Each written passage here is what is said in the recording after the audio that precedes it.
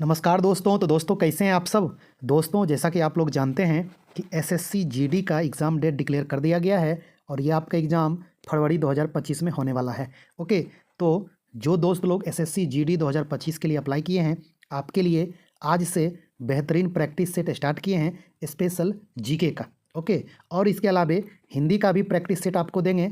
तो कोशिश करेंगे कि आपको ज़्यादा से ज़्यादा जीके जीएस और हिंदी का प्रैक्टिस सेट करवाएं, जिससे आपका एक अच्छा खासा प्रैक्टिस होगा और अच्छा खासा क्वेश्चन आपको सीखने को मिलेगा जीके जीएस और करंट अफेयर्स का। ओके, तो यदि आप लोग एसएससी जीडी के लिए अप्लाई किए हैं तो आप चैनल को जरूर सब्सक्राइब कर लें और आपके जितने भी दोस्त लोग एसएससी जीडी के लिए अप्लाई किए हैं आप उनको ये वीडियो शेयर कर दीजिए। ओके, ज़्यादा से ज़्यादा जीके का और हिंदी का प्रैक्टिस सेट आपको करवाएंगे एग्ज़ाम तक। ओके, हालांकि आपके एग्ज़ाम में अब ज़्यादा दिन का टाइम नहीं है, जनवरी भर ही अब आपके पास टाइम है, तो आप लोग ज़्यादा से ज़्यादा प्रैक्टिस करें और हमसे जितना ज़्यादा हो सकेगा आपको हेल्प करने का कोशिश करेंगे। ओके, तो दोस्तों आज हम लोग इस वीडियो में जीके का इम्पोर्टेंट 20 क्वेश्चन देखेंगे। ये एक तरह से प्रैक्टिस सेट है, आप लोग बना के देखें, आपको एक आइडिया लगेगा कि आपका प्रिपरेशन का लेवल कितना है, आप कितने स्कोर कर सकते हैं। ओके, और बेहतरीन क्वेश्चन देने का प्रयास करेंगे, उसमें सभी टॉपिक से क्वेश्चन कवर करने का प्रयास करेंगे। ओके, और बीच बीच में आपको स्पेशल करंट अफेयर्स जो इम्पोर्टेंट होगा 2024 का all to all current affairs भी आपको करवाते रहेंगे। ओके, तो दोस्तों चलिए ज़्यादा देर नहीं करते हुए ये एसएससी जीडी स्पेशल हम लोग जीके का प्रैक्टिस सेट ये बना लेते हैं। आप लोग कमेंट्स करके ज़रूर बताइएगा कि आपको इस प्रैक्टिस सेट में कितना स्कोर आया, 20 में आपका कितना सही हुआ। और ये बाइलिंगुअल प्रैक्टिस सेट है, यानी कि हिंदी और इंग्लिश दोनों में क्वेश्चन है। तो जिन दोस्तों को हिंदी समझ में नहीं आती होगी आप लोग इंग्लिश वर्जन देख के समझ सकते हैं और आंसर दे सकते हैं। तो दोस्तों चलिए हम लोग देखते हैं पहला क्वेश्चन क्या कर रहा है। दोस्तों जैसा कि आप लोग देख रहे हैं, पहला क्वेश्चन क्या है, प्रथम अंतर्राष्ट्रीय योग दिवस किस वर्ष मनाया गया। आपका ऑप्शन है 2014, 2013, 2015 और अंतिम ऑप्शन है 2016। तो दोस्तों जल्दी से आप लोग अपना आंसर कंफर्म करें कि फर्स्ट इंटरनेशनल योगा डे किस वर्ष मनाया गया। दोस्तों इसका जो सही आंसर होगा ऑप्शन सी, 2015 में पहली बार योगा दिवस मनाया गया। किस दिन मनाया गया? 21 जून 2015 को पहली बार पूरे विश्व भर में योगा दिवस मनाया गया। तो आप लोग अच्छे से ध्यान में रखेंगे। ओके, चलिए दोस्तों देखते हैं क्वेश्चन नंबर 2 क्या कह रहा है। क्वेश्चन नंबर 2 क्या कह रहा है दोस्तों, अंतर्राष्ट्रीय योग दिवस 2024 का थीम क्या था। आपका ऑप्शन है yoga for women empowerment, yoga for new world, yoga for self and society और अंतिम ऑप्शन है योगा फॉर मेंटल हेल्थ। तो दोस्तों जल्दी से आप लोग अपना आंसर कंफर्म कर लें कि इंटरनेशनल योगा डे 2024 का थीम क्या था। आपको 5 सेकेंड का टाइम दे रहे हैं, जल्दी से आप लोग अपना आंसर कंफर्म करें। दोस्तों इसका जो सही आंसर होगा option C, yoga for self and society international yoga day 2024 का ये थीम था। तो आप अच्छे से ध्यान में रखेंगे और इस बार 10वां अंतर्राष्ट्रीय योगा दिवस मनाया गया था, है ना। तो आप इसको भी अच्छे से ध्यान में रखेंगे। चलिए दोस्तों देखते हैं क्वेश्चन नंबर 3 क्या कह रहा है। क्वेश्चन नंबर 3 क्या कह रहा है दोस्तों, पंचायती राज प्रथम बार अक्टूबर 1959 में कहाँ प्रारंभ किया गया था। आपका ऑप्शन है तमिलनाडु, हरियाणा, गोवा, राजस्थान। तो दोस्तों जल्दी से आप लोग अपना आंसर कंफर्म करें। ये बहुत ही इजी क्वेश्चन है, बहुत सारे एग्जाम में अभी तक पूछे जा चुके हैं। दोस्तों इसका जो सही आंसर होगा ऑप्शन डी, राजस्थान में पहली बार 1959 में पंचायती राज लागू किया गया था। तो आप अच्छे से ध्यान में रखेंगे। ओके, चलिए दोस्तों देखते हैं क्वेश्चन नंबर 4 क्या कह रहा है। क्वेश्चन नंबर 4 क्या कह रहा है दोस्तों, भारत का संविधान मतलब भारत का संविधान क्या है। आपका ऑप्शन है दूसरे संविधानों की कोई नकल नहीं है। ऑप्शन नंबर बी है अमेरिकी संविधान की नकल है। ऑप्शन नंबर सी है उधार का एक थैला है और अंतिम ऑप्शन है एक मूल संविधान है। तो दोस्तों जल्दी से आप लोग अपना आंसर कंफर्म करें कि भारत का संविधान इनमें से क्या है। दोस्तों इसका जो सही आंसर होगा ऑप्शन सी, उधार का एक थैला है। तो आप अच्छे से ध्यान में रखेंगे, भारत के संविधान को उधार का थैला इसलिए कहा जाता है क्योंकि ये अनेक देशों के संविधान से लिया गया है। जो भी भारत के संविधान में अधिकार दिए गए हैं उसमें से अधिकतर दूसरे देशों की कॉपी की गई है। ओके, तो आप इस बात को ध्यान में रखेंगे आप जब पॉलिटी पढ़ते होंगे तो आपको पता होगा कि अमेरिकी संविधान से क्या क्या लिया गया है, ब्रिटिश संविधान से क्या क्या लिया गया है, कनाडा से क्या क्या लिया गया है, आयरलैंड से क्या क्या लिया गया है, फ्रांस से क्या लिया गया है ना। आप जब पॉलिटी पढ़ना स्टार्ट करेंगे तो स्टार्टिंग में ही आपको ये सब मिलेगा और इसके रिगार्डिंग एक स्पेशल वीडियो लाएंगे, आपको सब कुछ अच्छे से बता देंगे। ओके, चलिए दोस्तों देखते हैं क्वेश्चन नंबर 5 क्या कह रहा है। क्वेश्चन नंबर 5 क्या है दोस्तों, भैंसों की उत्तम नस्ल मुर्रा पाई जाती है, कहाँ पाई जाती है? आपका ऑप्शन है गुजरात के मेहसाना क्षेत्र में, ऑप्शन नंबर बी है पंजाब और हरियाणा के क्षेत्र में, ऑप्शन सी है महाराष्ट्र के पुणे क्षेत्र में और अंतिम ऑप्शन है सौराष्ट्र के क्षेत्र में। तो दोस्तों जल्दी से आप लोग अपना आंसर कन्फर्म करें। दोस्तों इसका जो सही आंसर होगा ऑप्शन बी, पंजाब और हरियाणा के क्षेत्र में भैंसों की उत्तम नस्ल मुर्रा पाई जाती है। तो आप अच्छे से ध्यान में रखेंगे। चलिए दोस्तों देखते हैं क्वेश्चन नंबर 6 क्या कह रहा है। क्वेश्चन नंबर 6 क्या कह रहा है दोस्तों, 2011 की जनगणना के अनुसार भारत में गरीबी रेखा से नीचे रहने वालों की प्रतिशत क्या है? तो आपका ऑप्शन है 42%, 35%, 32%, अंतिम ऑप्शन है 22%। तो दोस्तों जल्दी से आप लोग अपना आंसर कन्फर्म करें कि 2011 के जनगणना के अनुसार भारत में गरीबी रेखा से नीचे रहने वालों की प्रतिशत क्या है। दोस्तों इसका जो सही आंसर होगा ऑप्शन डी 22%। 2011 के जनगणना के अनुसार भारत में गरीबी रेखा से नीचे रहने वालों की प्रतिशत कितना है?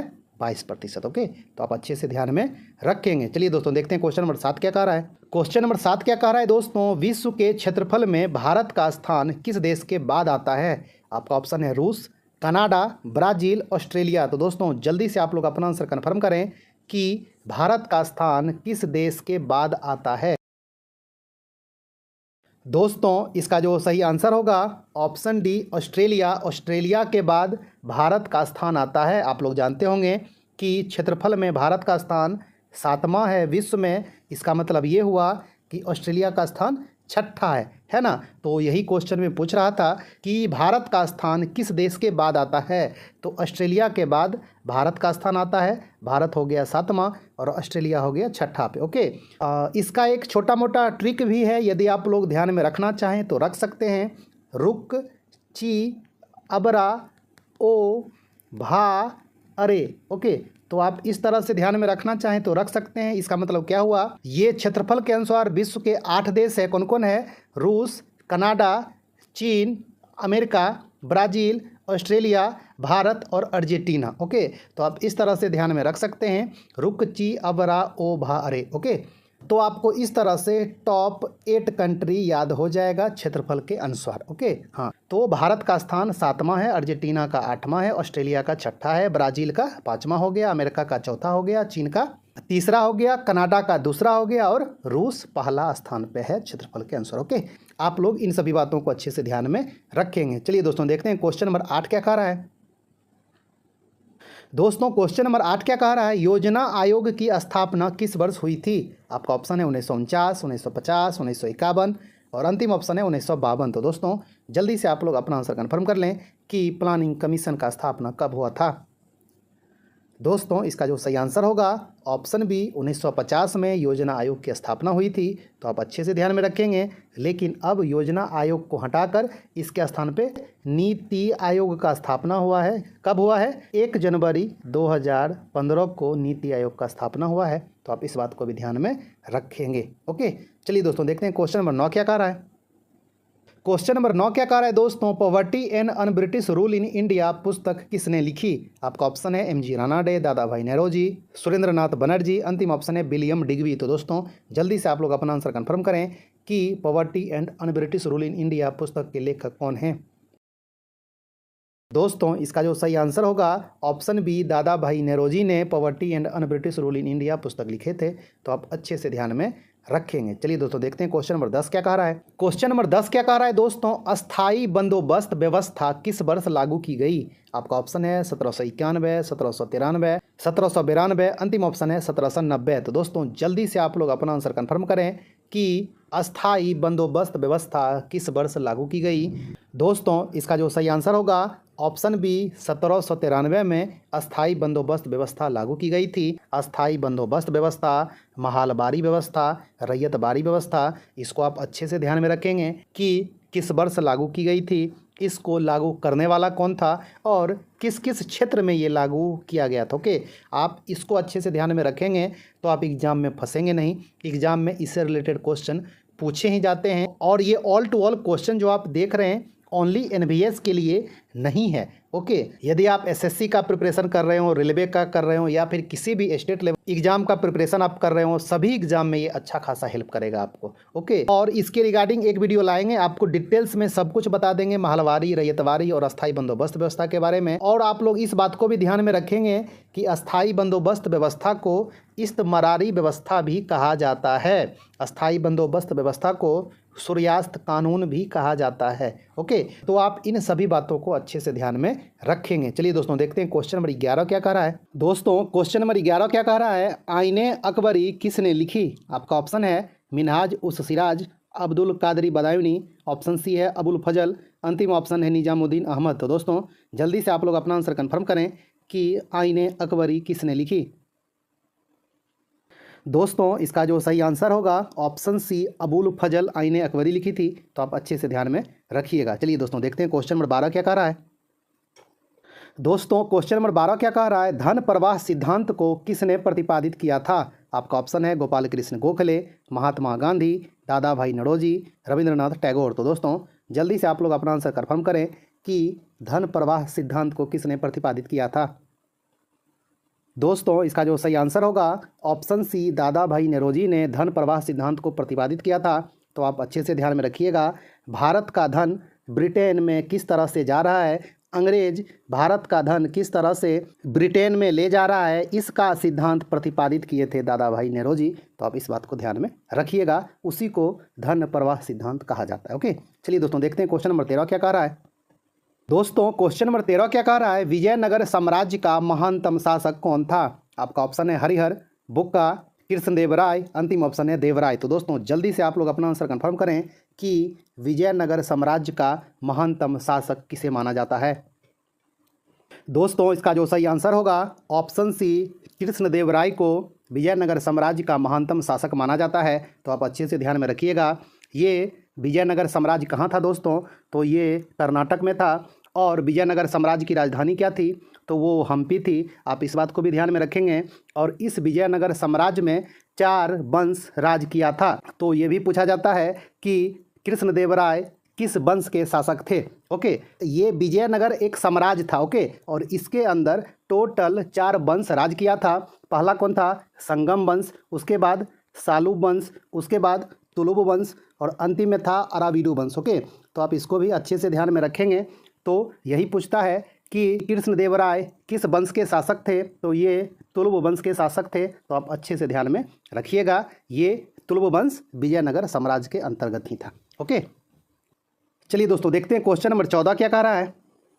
क्वेश्चन नंबर 14 क्या कह रहा है दोस्तों, इनमें से किसका भारत में प्रत्यक्ष चुनाव होता है। आपका ऑप्शन है विधानसभा सदस्यों का, राज्यसभा सदस्यों का, भारत के राष्ट्रपति का, अंतिम ऑप्शन है भारत के उपराष्ट्रपति का। तो दोस्तों जल्दी से आप लोग अपना आंसर कंफर्म करें। दोस्तों इसका जो सही आंसर होगा ऑप्शन ए विधानसभा सदस्यों का चुनाव प्रत्यक्ष होता है। प्रत्यक्ष चुनाव उसे कहा जाता है जिसमें आम जनता भाग लेती है, यानी कि आप और हम जाके वोटिंग करते हैं, उसको प्रत्यक्ष चुनाव कहा जाता है ना। तो जब विधानसभा का चुनाव होता है तो हम लोग खुद जाके वोटिंग करते हैं और अपना विधायक चुनते हैं, है ना। लेकिन राज्यसभा सदस्यों का जो चुनाव होता है उसमें डायरेक्ट जनता भाग नहीं लेती है, इसलिए ये अप्रत्यक्ष चुनाव कहा जाता है। भारत के राष्ट्रपति के चुनाव में डायरेक्ट जनता भाग नहीं लेती है, जनता का प्रतिनिधि जो होते हैं यानी कि सांसद, विधायक, वो राष्ट्रपति को चुनते हैं, इसलिए राष्ट्रपति का चुनाव भी अप्रत्यक्ष होता है। और इसके अलावा भारत के उपराष्ट्रपति का भी चुनाव अप्रत्यक्ष होता है, क्योंकि जनता सीधा इलेक्शन में भाग नहीं लेती है। ओके, तो आप लोग इस बात को अच्छे से ध्यान में रखेंगे। चलिए दोस्तों देखते हैं क्वेश्चन नंबर 15 क्या कह रहा है।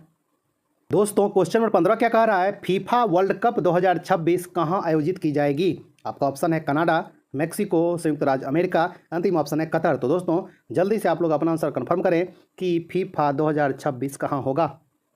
दोस्तों इसका जो सही आंसर होगा FIFA world cup 2026 Canada, Mexico और संयुक्त राज्य अमेरिका में होगा। तो आप अच्छे से ध्यान में रखिएगा, इन तीनों देशों में फीफा 2026 होगा। ओके, तो आप इन तीनों देश का नाम अच्छे से दिमाग में फिट कर लें, एग्जाम में पूछा ही जाएगा और अभी भी पूछा जा रहा है। ओके, और 2022 का फीफा कहाँ हुआ था? तो वो कतर में हुआ था, है ना। 4 साल पे होता है, 22 में हुआ था और अब 26 में होने वाला है ना। चलिए दोस्तों देखते हैं क्वेश्चन नंबर 16 क्या कह रहा है। क्वेश्चन नंबर 16 क्या कह रहा है दोस्तों, कतर में आयोजित की गई फीफा वर्ल्ड कप 2022 किस देश ने जीती थी? तो आपका ऑप्शन है कतर, फ्रांस, अर्जेंटीना, क्रोएशिया। तो दोस्तों जल्दी से आप लोग अपना आंसर कंफर्म करें कि फीफा 2022 कौन सा देश जीता था। दोस्तों इसका जो सही आंसर होगा option C, Argentina FIFA world cup 2022 जीता था। तो आप अच्छे से ध्यान में रखिएगा। और आपसे कहीं पूछ दे कि उपविजेता कौन था, तो उपविजेता फ्रांस था। ओके, चलिए दोस्तों देखते हैं क्वेश्चन नंबर 17 क्या कह रहा है। क्वेश्चन नंबर 17 क्या कह रहा है दोस्तों, भारत में संविधान संशोधन किसके द्वारा किया जा सकता है? आपका ऑप्शन है संसद, उच्चतम न्यायालय, राज्य, राष्ट्रपति। तो दोस्तों जल्दी से आप लोग अपना आंसर कंफर्म करें कि भारत में संविधान संशोधन करने की शक्ति किसको दी गई है। दोस्तों इसका जो सही आंसर होगा ऑप्शन ए, संसद को दी गई है। संविधान संशोधन की प्रक्रिया संसद के माध्यम से होती है। ये किस अनुच्छेद में कहा गया है? 368 में संविधान संशोधन की प्रक्रिया के बारे में चर्चा की गई है। ओके, चलिए दोस्तों देखते हैं क्वेश्चन नंबर 18 क्या कह रहा है। क्वेश्चन नंबर 18 क्या कह रहा है दोस्तों, किस वायसराय के समय भारत सरकार अधिनियम 1919 बना? आपका ऑप्शन है Lord Irwin, Lord Mountbatten, Lord Chelmsford, अंतिम ऑप्शन है आर डायर। तो दोस्तों जल्दी से आप लोग अपना आंसर कंफर्म करें कि जब भारत सरकार अधिनियम 1919 बना उस समय भारत में वायसराय कौन था। दोस्तों इसका जो सही आंसर होगा ऑप्शन सी, लॉर्ड चेम्सफोर्ड उस समय भारत का वायसराय था। तो आप अच्छे से ध्यान में रखेंगे। ओके, चलिए दोस्तों देखते हैं क्वेश्चन नंबर 19 क्या कह रहा है। क्वेश्चन नंबर 19 क्या कह रहा है, भारत सरकार अधिनियम 1919 को मोंटेग्यू चेम्सफोर्ड सुधार भी कहा जाता है। मोंटेग्यू उस समय किस पद पर आसीन था? आपका ऑप्शन है भारत का वायसराय, भारत सचिव, ब्रिटिश प्रधानमंत्री का सलाहकार, अंतिम ऑप्शन है वायसराय का सलाहकार। तो दोस्तों जल्दी से आप लोग अपना आंसर कंफर्म करें कि मोंटेग्यू किस पद पर आसीन था। दोस्तों इसका जो सही आंसर होगा ऑप्शन बी, वो भारत सचिव था उस समय। तो आप अच्छे से ध्यान में रखेंगे। और वायसराय कौन था? जैसा कि आपको पिछला क्वेश्चन में बताए थे, चेम्सफोर्ड उस समय भारत का वायसराय था। इसलिए भारत सरकार अधिनियम 1919 को मोंटेग्यू चेम्सफोर्ड सुधार भी कहा जाता है। ओके, चलिए दोस्तों देखते हैं क्वेश्चन नंबर 20 क्या कह रहा है। दोस्तों क्वेश्चन नंबर 20 क्या कह रहा है, राज्यों के पुनर्गठन की शक्ति किसके पास है? आपका ऑप्शन है सर्वोच्च न्यायालय, संसद, राष्ट्रपति, प्रधानमंत्री। तो दोस्तों जल्दी से आप लोग अपना आंसर कंफर्म करें कि राज्यों के पुनर्गठन की शक्ति किसके पास है। दोस्तों इसका जो सही आंसर होगा ऑप्शन बी, संसद के पास है। तो आप अच्छे से ध्यान में रखेंगे। भारत के राज्यों को एक करना है, मतलब 2 राज्यों को, 3 राज्यों को मिलाकर एक राज्य बनाना है, तो इसकी शक्ति संसद के पास है। यदि किसी राज्य को 2 अलग अलग भागों में, 3 अलग अलग भागों में बांटना है, तो वो भी शक्ति संसद को प्राप्त है। तो आप ये सभी बात को अच्छे से ध्यान में रखेंगे। ओके, तो दोस्तों ये टोटल 20 क्वेश्चन था। आप लोग कमेंट्स करके बताएं कि आपका 20 में कितना सही हुआ। यदि आपका 15 से ऊपर सही हुआ होगा, यानी कि आपका एक अच्छा खासा प्रिपरेशन है और आप एग्ज़ाम में अच्छा खासा स्कोर कर सकते हैं। 20 में आप 15 प्लस ही सही करके आएंगे। ओके, तो दोस्तों इसी तरह का बेहतरीन प्रैक्टिस सेट आपके लिए लाते रहेंगे और ज़्यादा से ज़्यादा हेल्प करने का कोशिश करेंगे। आप लोग अपने दोस्तों में ज़्यादा से ज़्यादा वीडियो शेयर कर दें। ये all to all practice set आपके लिए बिल्कुल फ्री रहेगा। ओके, तो दोस्तों मिलते हैं एक अच्छा खासा न्यू वीडियो लेके। तब तक के लिए धन्यवाद, नमस्कार।